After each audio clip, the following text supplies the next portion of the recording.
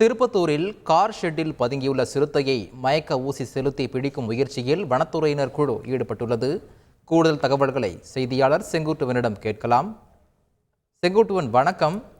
இந்த சிறுத்தையை மயக்க ஊசி செலுத்தும் பிடிக்கும் முயற்சி எந்த நிலையில் இருக்கிறது? வனத்துறை என்ன மாதிரியான முயற்சிகளை மேற்கொண்டு வருகிறார்கள்? முழு விவரங்கள்.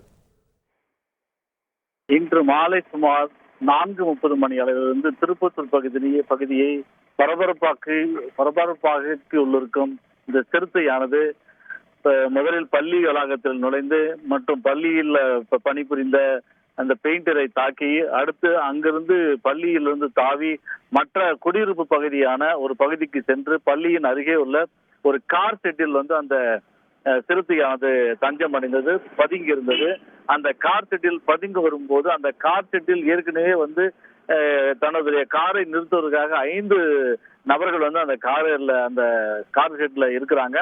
அப்போது அந்த சிறுத்தையை பார்த்த 5 நபர்களும் பயந்து காரின் உள்ளேயே பதுங்கி இருந்தார்கள்.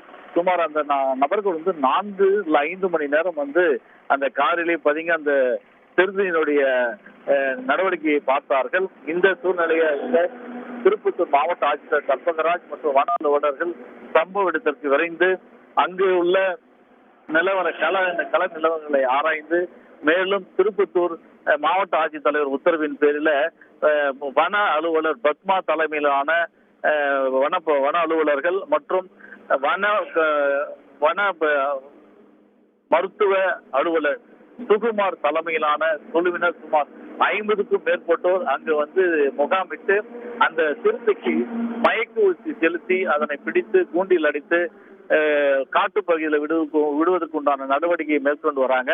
மேலும் இது குடியிருப்பு பகுதி என்பதால் அந்த பகுதியில் உள்ள ஒரு பொதுமக்கள் பெரும் பீதி அடைஞ்சிருக்காங்க.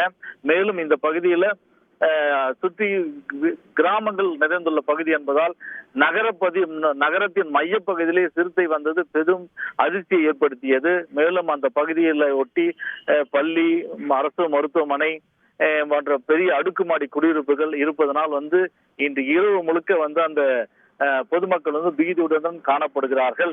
அதனை அடுத்து மாவட்ட மருத்துவர்கள் பொதுமக்கள் எந்த விதமான பயப்பட வேண்டிய அவசியம் இல்லை. அந்த சிறுத்தையினை நாங்கள் மயக்க ஊசி செலுத்தி பத்திரமாக பிடித்து வனப்பகுதியில் எடுத்து விடுவோம் என்ற ஒரு உத்தரவாதத்தை பொதுமக்களுக்கு மாவட்ட ஆட்சித்தலைவரும் வன அலுவலர்களும் கொடுத்திருக்காங்க. விவரங்களை வழங்கியதற்கு நன்றி செங்குட்டுவன். செய்திகளை உடனுக்குடன் தெரிந்து கொள்ள உடனே சப்ஸ்கிரைப் பண்ணுங்க.